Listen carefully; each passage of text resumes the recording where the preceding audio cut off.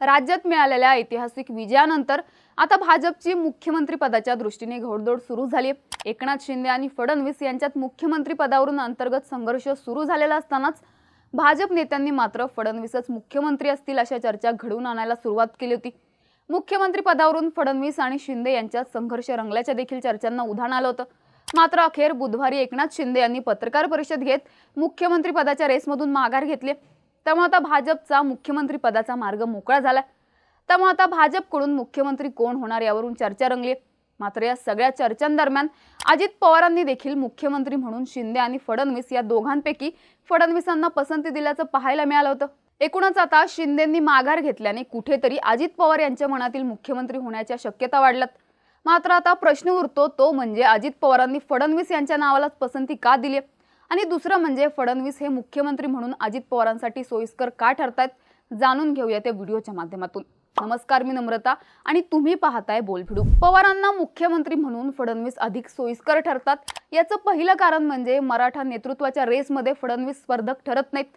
विधानसभा निवडणुकीपूर्वीचं वातावरण आठवून पाहिलं तर राज्यात केवळ मनोज जरांगे पाटील आणि मराठा आरक्षणाचंच वारं वाहत होतं। मनोज जरांगेंच्या विरोधात बोलणं तर सोडाच, मात्र जो नेता जरांगेंची भेट घेणार नाही त्याला पराभवाचा सामना करावा लागणार असं बोललं जात होतं। त्यातल्या त्यात भाजप आणि एकूणच महायुतीबाबत जरांगे जास्त आक्रमक झाले होते। मात्र या काळात देखील जरांगेंनी शिंदेंना कुठेतरी सॉफ्ट कॉर्नर दिल्याचं बघायला मिळालं होतं। त्याचं कारण म्हणजे अंतरवाली सराटीत झालेल्या घटनेनंतर देवेंद्र फडणवीस हे टार्गेटवर आले होते। या काळात शिंदेंनी कुठेतरी सातत्याने जरांगेंसोबत कनेक्ट ठेवण्याचा प्रयत्न केला। जरांगेंच्या उपोषण सोडवण्यासाठी स्वतः जाणं, भर सभेत शिवरायांची शपथ घेत आरक्षण देण्याचं दिलेलं आश्वासन, त्यानंतर मराठा समाजाला स्वतंत्र 10% दिलेलं आरक्षण यासारख्या निर्णयांमुळे जरांगे हे एकनाथ शिंदेंसोबत कुठेतरी तेवढे आक्रमक नव्हते। याचा परिणाम म्हणजे लोकसभेला महायुतीचा मराठवाड्यात सुफडा साफ झालेला असताना देखील केवळ मराठवाड्यात शिंदे गटाला एक जागा मिळाली होती। त्यामुळे आंदोलनाच्या काळात एकनाथ शिंदे यांनी मराठा नेतृत्व म्हणून आपली इमेज अधिक स्ट्रॉंग केली होती। त्यामुळे आता जर भविष्यात एकनाथ शिंदेंना पुन्हा मुख्यमंत्रीपद मिळालं असतं तर शिंदे मराठा नेतृत्व म्हणून अधिक स्ट्रॉंग झाले असते, ज्यामुळे कुठेतरी शिंदे भविष्यात अजित पवारांसाठी स्पर्धक म्हणून पुढे आले असते। या उलट देवेंद्र फडणवीस यांनी मुळातच ओबीसी नेतृत्वाची लाईन पकडल्याने अजित पवारांना फडणवीसांमुळे फारसा फटका बसत नाही। पवारांसाठी फडणवीस मुख्यमंत्री म्हणून सोयीस्कर ठरण्याचं दुसरं कारण म्हणजे त्यांची फडणवीसांसोबत असलेली चांगली बॉन्डिंग। राज्यात जेव्हा शिवसेनेत बंड झाला तेव्हा शिवसेनेतील बहुतांश आमदारांनी या बंडाचं कारण अजित पवार असल्याचं सांगितलं होतं। महाविकास आघाडी सरकारमध्ये अजित पवार अर्थमंत्री असल्याने ते निधी वाटपात भेदभाव करत असल्याचा आरोप एकनाथ शिंदे यांनी केला होता। त्यामुळे अजित पवार आणि एकनाथ शिंदे यांच्यातील संबंध फारसे चांगले नसल्याचं तेव्हाच उघड झालं होतं। तेच फडणवीसांच्या बाबतीत बोलायचं झालं तर अजित पवार आणि फडणवीस यांचे संबंध अनेक वर्षांपासून चांगले असल्याचे बघायला मिळाले होते। 2019ला राज्यात मविया सरकार स्थापन होण्याआधीच फडणवीस आणि अजित पवार यांनी एकत्र येत पहाटेचा शपथविधी उरकला होता। त्यानंतर जरी हे सरकार स्थापन होऊ शकलं नसलं तरी हे दोघं पुन्हा एकत्र येतील अशा चर्चा वारंवार रंगल्या होत्या। त्यानंतर शिवसेनेत बंड झालं आणि शिंदे आणि फडणवीसांनी एकत्र येऊन सरकार स्थापन केलं। त्यानंतर देखील अजित पवार हे वारंवार शरद पवारांना भाजपसोबत जाण्यासाठी आग्रह करत असल्याचा खुलासा अजित पवार यांनी स्वतः केला होता। एकूणच काय तर अजित पवारांचे फडणवीसांसोबत असलेल्या चांगल्या संबंधांमुळे देखील अजित पवारांसाठी फडणवीस हे मुख्यमंत्री म्हणून सोयीस्कर ठरतात। तिसरं कारण आहे ते म्हणजे शरद पवार आणि एकनाथ शिंदे यांच्यातील चांगले संबंध। लोकसभा निवडणुकीत धक्कादायक निकाल लागल्यानंतर विधानसभा निवडणुकीत देखील याच स्वरूपाचा निकाल लागेल अशा चर्चा सुरू झाल्या होत्या। यामुळेच महायुती आणि महाविकास आघाडीत देखील मोठ्या घडामोडी घडायला सुरुवात झाली होती। मवियामध्ये मुख्यमंत्री पदावरून ठाकरे गट आक्रमक झालेला असतानाच इकडे शिंदे आणि शरद पवारांच्या भेटीगाठी वाढल्या होत्या। शरद पवार यांनी या काळात 10 दिवसात दोनदा एकनाथ शिंदे यांची भेट घेतली होती। एकनाथ शिंदे यांनी ही भेट राज्यातील प्रश्नांबाबत चर्चा करण्यासाठी असल्याचं सांगितलं होतं। मात्र तरी कुठेतरी यामुळे महायुतीतील आणि मवियातील इतर मित्रपक्षांचं मात्र टेन्शन वाढलं होतं। त्यानंतर एकनाथ शिंदे यांनी देखील शरद पवारांच्या बाबत आक्रमक भूमिका घेतल्याचं किंवा टीका केल्याचं पाहायला मिळालं नव्हतं। इतकंच नाही तर शरद पवार 87 जागा लढत होते। यातील 40 जागांवर त्यांनी अजित पवारांच्या विरोधात, 41 जागांवर भाजपच्या विरोधात तर केवळ 11 जागांवरच शिंदेंच्या विरोधात उमेदवार दिले होते।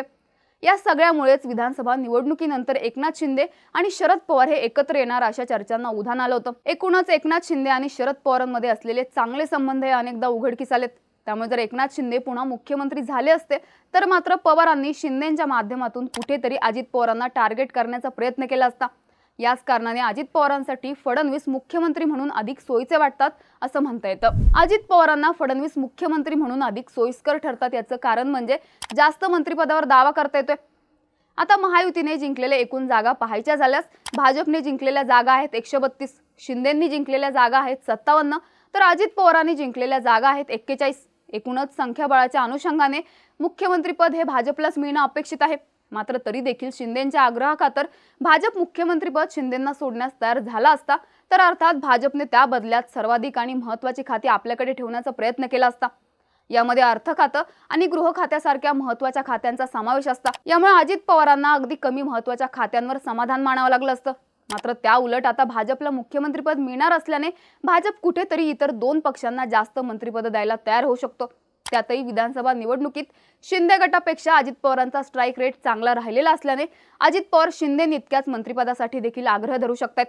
आता याच दरम्यान राष्ट्रवादी काँग्रेसचे नेते प्रफुल्ल पटेल आणि सुनील तटकरे यांनी नरेंद्र मोदी आणि गृहमंत्री अमित शहा यांची भेट घेतली। त्यामुळे आता ही भेट मंत्रिपदाच्या लॉबिंगसाठी असल्याचं देखील बोललं जात आहे। शेवटचं कारण म्हणजे शिंदेंनी 2.5 वर्षांच्या काळात मुख्यमंत्री म्हणून उमटवलेला ठसा। भाजप आणि शिवसेनेने एकत्र येत सरकार स्थापन केल्यानंतर शिंदेंना मुख्यमंत्रीपद देण्यात आलं होतं। त्यानंतर शिंदे आणि फडणवीस यांनी घेतलेल्या पत्रकार परिषदेत शिंदेंना प्रश्न विचारल्यानंतर फडणवीसांनी शिंदेंसमोरचा माईक खेचून घेत उत्तर दिलं होतं, तर अनेकदा फडणवीसांनी शिंदेंना प्रॉम्प्टिंग केल्याचं देखील बघायला मिळालं होतं। यावरून शिंदे हे केवळ नावाचे सीएम आहेत, मात्र सगळे निर्णय हे फडणवीसच घेत असल्याने फडणवीस सुपर सीएम असल्याचं बोललं गेलं। मात्र त्यानंतर काही महिन्यांच्या काळातच राज्यात निर्माण झालेल्या मराठा आरक्षणाच्या आंदोलनाचा प्रश्न शिंदेंनी योग्यरित्या हाताळत ही आपली इमेज बदलली। मराठा आरक्षणाच्या मुद्द्यावरून जेव्हा फडणवीस हे पूर्णपणे बॅकफुटला गेले होते त्याच काळात शिंदेंनी मात्र मराठा आंदोलन व्यवस्थित हँडल करून भाजप हायकमांडला खुश केलं। त्यानंतर लोकसभा निवडणुकीत देखील एकनाथ शिंदेंनी भाजपपेक्षा कमी जागा मिळवून भाजपच्या बरोबरीच्या जागा मिळवून दाखवल्या। याशिवाय मुख्यमंत्री लाडकी बहीण योजनेवरून देखील एकनाथ शिंदे यांनी राज्यातल्या बहिणींचा भाऊ म्हणून स्वतःला प्रमोट करण्याचा प्रयत्न केला।